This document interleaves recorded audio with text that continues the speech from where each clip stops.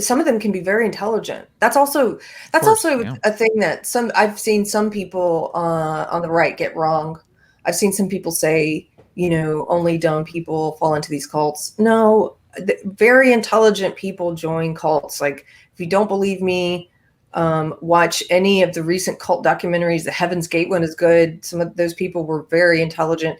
And you've said before, Carter, like, intelligence is, what is it? It's your car Oh, metaphor. it's yeah. My metaphor about IQ is the engine of your car. Like you could have a Ferrari, right? And that would be a high IQ, let's say, and you could have a Ford Pinto, which would be a low IQ. But that really doesn't determine where you're going. It just determines how fast you're going to get there. So if you're headed off a cliff, your Ferrari is going to drive you right off the cliff a lot faster than the Ford Pinto. Like Yes. you're going to get to evil way faster because you can drive a lot faster. So what matters more than what engine you have is where you're going. Did you stop and look at a map?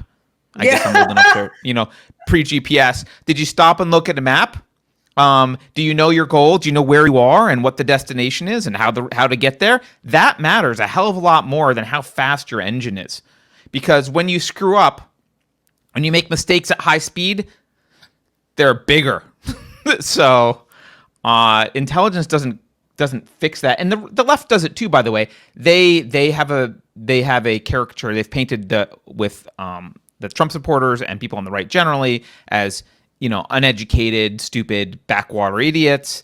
And the right looks at the leftist cult and says, you just must be low IQ. And you're both wrong. Yeah. IQ is not related to this. Yes. Although It's about, education is, because yeah. education is indoctrination. So the more years of indoctrination you have as a university, the more likely you are to be a radical leftist, simply because Right. it's more Yeah. indoctrination.